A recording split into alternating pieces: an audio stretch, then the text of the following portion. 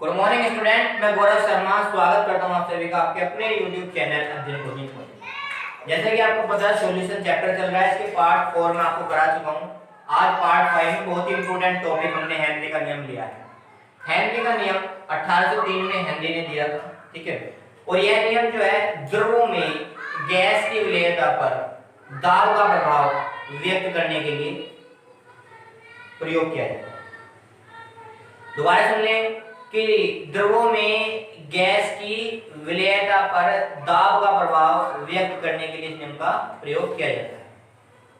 अब हेनरी का नियम क्या कहता है? यदि कोई गैस विलयन बनाने की प्रक्रिया में अपरिवर्तित रहती है तो स्थिर ताप पर किसी निश्चित आयतन में घुलित उस गैस की मात्रा और विलयन के साथ साम्यावस्था में स्थित गैस के दाब के समानुपाती हो। ये आपका हेनरी का नियम।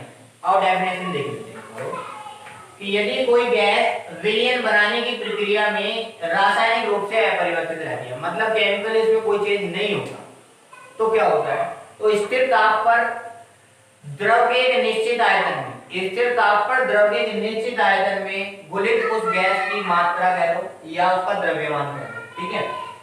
विलयन के साथ साम्यावस्था में जो स्थित गैस है उसके दाब के समानुपाती हो। जैसे कि आपको यहां दिखाया गया है, देखो हमने क्या लिया है, यदि किसी निश्चित ताप साम्य दाब हो गया P पर किसी द्रव के दिए गए आयतन में मान लेते हैं m ग्राम गैस घुली है, ठीक है। तो हेनरी का नियम क्या कहेगा कि m समानुपाती P। अब इस समानुपाती को बराबर में करने के लिए, सोल्व करने के लिए कांस्टेंट लगाया जाता है हमेशा। तो m बराबर हो गया Kp, जहां K स्थिरांक।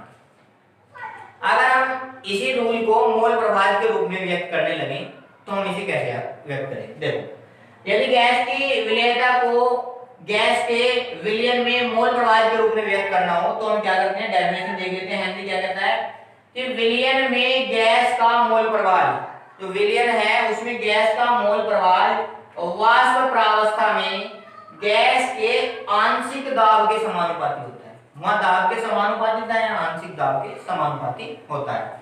तो मान लेते हैं यदि गैस का विलयन में मोल प्रभाव काई है, इसे बोलते हैं काई, तथा वाष्प प्रावस्था में आंशिक दाब स्मॉल p हो, तो क्या होगा? p समानुपाती काई। भाई p समानुपाती काई हम यहां लिख लेते हैं, p समानुपाती काई, ये हो जाएगा p समानुपाती काई। अब समानुपाती को हटाने के लिए क्या करना पड़ेगा? आपको एक कांस्टेंट लगाना पड़ेगा। तो वो कांस्टेंट हमने लगा दिया h। तो इसी से ही बन के आया आपका ये, इसी से ही बन के आ गया p बराबर kh इंटू पाई, जहां kh क्या आपका हेनरी स्थिरांक है। जैसा कि आपको मैंने बता रखा है कि हर नियम की कुछ ना कुछ सीमाएं होती है, कोई भी नियम अपार नहीं है कि हर जगह किसी को लगाया जा सकता है। नियम बनने से पहले उसकी कुछ सीमाएं जरूर हो जाती हैं कि यह नियम यहाँ तक लागू करेगा, ठीक है। इसी तरह से हेनरी की भी कुछ सीमाएं थी। हेनरी की क्या सीमाएं थी कि हेनरी का नियम जो था केवल आदर्श गैसों के लिए ही लागू हो सकता था। आदर्श गैसों पे ये काम करता था, अन्यथा का नहीं। या तो ये आदर्श गैसों पे काम करता था या दूसरी कंडीशन में ये कम दाब पर, लो प्रेशर पर वास्तविक गैसों पर भी ये काम कर जाता था। क्यों?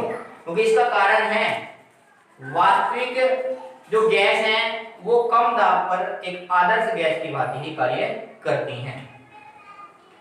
दूसरा ये है कि यह नियम केवल उन्हीं पे लागू होता था जो रासायनिक अभिक्रिया नहीं करती, मतलब जो गैसें परिवर्तित नहीं होती केवल उन पर, जो परिवर्तन हो जाती, गैसों का परिवर्तन हो जाता उन पर ये लागू नहीं होगा। रासायनिक अभिक्रिया परिवर्तन हो जाता उन पर ये लागू नहीं होगा। तीसरा नियम क्या कह रहा है? तीसरी बात इसने बताई थी कि यह नियम केवल उन पर लागू होगा, वो यह नियम उन पर लागू नहीं होगा जो जल के साथ या जल या अन्य द्रव में घुलकर अपने आयनों में विघटित हो जाती हो, ये उन पर भी लागू नहीं होगा। आओ देख लेते हैं इसके बारे में, ठीक है। तो देखो क्या कह रहा है हेनरी का नियम का पहला तो ये कह रहा है कि हेनरी का नियम केवल आदर्श गैसों के लिए मान्य है, लेकिन लेकिन फिर भी इसका उपयोग कम दाब पर वास्तविक गैसों के लिए प्रयोग किया जाता है। मैंने आपको बताया क्योंकि कम दाब पर वास्तविक गैसें जो होती हैं वो आदर्श गैस की भांति कार्य करती हैं। ठीक है, दूसरा नियम क्या कह रहा है, यह नियम उन गैसों पर ही लागू होता है जो विलायक से कोई रासायनिक अभिक्रिया नहीं करती। मतलब विलायक से वो रासायनिक अभिक्रिया नहीं करती, केवल उन पर ही लागू होगा जो गैसें विलयन में परिवर्तित हो जाती हैं, मतलब रासायनिक परिवर्तन प्रदर्शित करती हैं, उन पर ये लागू नहीं किया जा सकता। जैसे एग्जांपल है कि इस नियम को NH3 पर लागू नहीं किया जा सकता। क्यों? क्योंकि NH3 जल के साथ क्रिया करेगी। अगर NH3 की जल के साथ आप क्रिया कराओगे तो NH4OH बन जाएगा, अमोनियम हाइड्रोक्साइड, इसलिए ये NH3 पर लागू नहीं होगा। इसी तरह से तीसरी बात क्या कह रहा है कि यह नियम उन गैसों के लिए भी लागू नहीं होता। कौन सी गैसों के लिए? कि जो द्रव तथा जो जल या अन्य द्रव के साथ घुलकर अपने आयनों में विघटित हो जाती है। जैसे कि इसका एग्जांपल है, इस नियम को HCl पर लागू नहीं किया जा सकता। क्यों? क्योंकि HCl गैस जल में घुलकर, जो HCl गैस है, HCl गैस की बात कर रहे हैं हम, ध्यान रखना HCl जो है अम्ल की बात नहीं कर रहे, गैस की, जल में घुलकर यह H+ तथा Cl- आयन में विघटित हो जाती है। तो ये आपका हेनरी का नियम कंप्लीट होता है यहाँ पे। तो नेक्स्ट टॉपिक है आपका ठोस विलयन। ठोस विलयन क्या होता है? दो या अधिक ठोसों के समान मिश्रण को ठोस विलयन कहा जाता है। ये दो प्रकार का होता है। नंबर 1 प्रतिस्थापित ठोस विलयन। इसमें क्या होता है कि एक प्रकार के परमाणु, अणु या आयन दूसरे समान प्रकार के आयनों में प्रतिस्थापित हो जाते हैं। बताऊंगा मैं डेफिनेशन से। दूसरा है अंतरकाश ठोस विलयन। इसमें क्या है, जब दो ठोस आपस में एक साथ मिलते हैं, उनके बीच में जो जगह या रिक्त स्थान बचता है, इसमें जो विलयन है वो वहां जाके स्थापित हो जाता है। ठीक है, तो देखो डेफिनेशन देख लेते हैं पहले इनकी, फिर इसके बारे में डिस्कस करेंगे। तो प्रतिस्थापित ठोस विलयन क्या होता है कि ऐसे विलयनों में एक ठोस पदार्थ के जालक में उपस्थित कुछ संघटक कण, अब संघटक कण कुछ भी हो सकते हैं, परमाणु, अणु या आयन, ठीक है, किसी अन्य पदार्थ के समान प्रकार के, ये ध्यान रखना है, समान प्रकार के कणों से प्रतिस्थापित हो जाते हैं। यहां देख लेते हैं डायग्राम में, देखो जैसे कि आपको दिख रहा है, इसमें जो व्हाइट कलर में है ये तो है आपके सोलवेंट, ठीक है, और ये ब्लैक जो है ये आपके सोल्यूट है। तो ये जो ब्लैक है ये पहले सोलवेंट थे, ठीक है। अब इसमें क्या हुआ, समान प्रकार के कुछ कण आए और वो इसमें आके घुल गए। तो यहाँ पे जहां जाए घुल गए हैं, इनको हमने कहा है विलय, सोल्यूट, ठीक है। तो ये हो गया प्रतिस्थापित ठोस, मतलब इन्होंने यहाँ के कणों को विस्थापित कर दिया, प्रतिस्थापित कर दिया और उनकी जगह अपने आप उपस्थित हो गए, ठीक है। दूसरा इसका एग्जांपल ले लेते हैं, पीतल, कांसा, मोलल धातु आदि, और बहुत सारी चीजें हो सकती है ठोस, ठीक है। अंतरकाशी ठोस विलयन, अंतरकाशी से बात करते हैं, देखो जैसे कि आप दिख रहा होगा, यहाँ देखेंगे आप, ये चार आपके ठोस सॉल्वेंट हैं, इनके बीच में जो रिक्त स्थान है इसको अंतरकाश बोला जाता है। ये बीच में रिक्त स्थान है, ये अंतरकाश है, ये अंतरकाश बोले जाते हैं, ठीक है। मैंने जगह जगह पे दिखा रखा है, ठीक है। इसमें क्या कर रहा है, अंतरकाशी ठोस विलयन, ऐसे विलयनों में एक ठोस पदार्थ के जालक में उपस्थित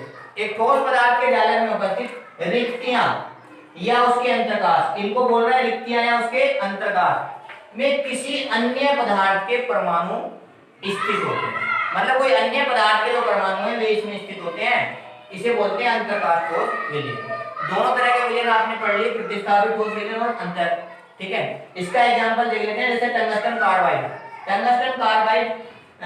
इसे WC से डिनोट कर सकते हैं शॉर्ट में, क्योंकि W टंगस्टन का प्रतीक होता है। WC एक ऐसा ठोस विलयन है जिसमें कार्बन परमाणु टंगस्टन परमाणु के जालक में उपस्थित अंतरकाश में स्थान ग्रहण करता है। मतलब ये है, ये जो आपका है ये आपका टंगस्टन है, ये जो सोलवेंट है आपका टंगस्टन है, और कार्बन परमाणु है ये अंतरकाश में इसने स्थान ग्रहण कर रखा है। तो ये आपका ठोस विलयन कंप्लीट हुआ। तो दोस्त, अगर आपको हमारी वीडियो अच्छी लगी तो प्लीज चैनल सब्सक्राइब करना बिल्कुल ना भूलें, और मिलते हैं नेक्स्ट पार्ट में, पार्ट नंबर 6 में कुछ इसी तरह के टॉपिक से लेके। धन्यवाद।